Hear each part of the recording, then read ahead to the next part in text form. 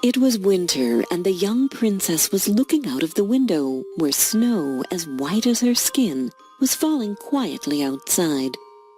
She loved winter and snow, for it reminded her of her mother, who had given her the name Snow White, because of the girl's fair skin.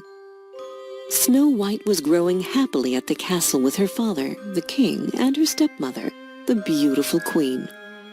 Her father was a good and caring man, but her stepmother was a proud and vicious woman. The queen had a magical mirror which she would often ask while looking at herself.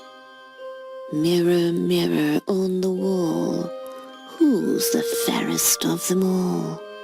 And the mirror would always reply in the same way, "You, my queen, are the most beautiful among them all." The mirror was not only magical, but it was also very honest, and it would always tell the truth. And the queen loved hearing that she was the most beautiful in the world. But Snow White grew, and her beauty blossomed.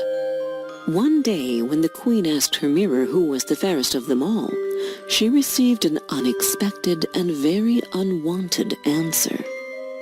"Snow White, my queen, is the most beautiful among them all." The news struck the queen, but after the initial shock, she decided to solve the problem. Her plan was as cruel as her heart. The vicious woman called her guard and ordered him to take the girl to the woods, kill her, and take the heart back to her as a proof. The guard took Snow White to the woods, following the queen's orders. He was a brave warrior and an honest man, but he was not cruel. When they went far enough, the guard told her to run away. His good heart just didn't let him kill Snow White. On his way to the castle, the guard killed a wild pig and took its heart to show the queen. Happy to hear that Snow White was dead, she hurried to her mirror and asked, "Mirror, mirror on the wall, who's the fairest of them all?" "Snow White, my queen, is the loveliest among them all." Saying that, the mirror showed Her Majesty that the girl was still alive. That Snow White's stepmother was vain and vicious was well known. However, no one knew that the queen was capable of certain magic too. So when she heard the news, she waited no more, but decided to kill Snow White on her own. At the time, Snow White wandered alone in the woods until she came to a small cottage. It looked so unreal with its tiny windows and small door and chimney. "I wonder who lives there," Snow White said to herself, and entered the house. Inside, everything was just as small as the house itself. The table was set for 7 people, and Snow White was hungry. Therefore, she decided to have a bite of each meal and a sip of each cup, so that she didn't leave anyone without a meal. When she was done eating, Snow White went to the bedroom and tried a couple of beds before she fell asleep on one of them. It was not long before the house owners got home. They were 7 dwarves who worked in the mines every day. What a surprise it was for them to find someone entered their house and was now sleeping on one of the beds. The dwarves let her sleep. When she woke up, Snow White told them her story. When they heard all that she had to tell, the dwarves gathered for a meeting. They decided to let her stay and live with them. The next day, they left for work and warned Snow White to be very careful and not to open the door to strangers. At that time, the queen had been preparing the next evil plan to kill Snow White.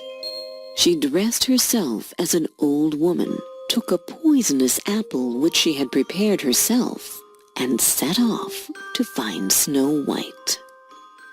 "Sweet apples I have, milady. Won't you buy some?" the queen asked Snow White when she found the dwarves' cottage. "My landlords told me not to open the door to strangers," the girl said.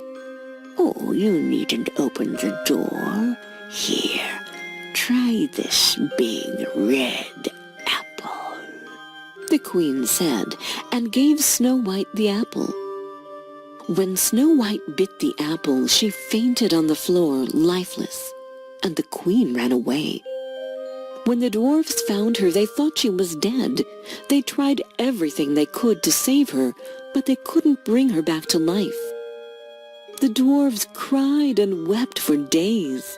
They laid her on a bed of rose petals in a crystal coffin and started to the mountains to leave the coffin there, so that they could see her beautiful face every day when they were going to and back from the mines.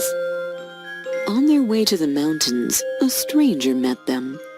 He was riding a beautiful black horse, and when he saw Snow White, he fell in love with her. "Where are you going with this beauty?"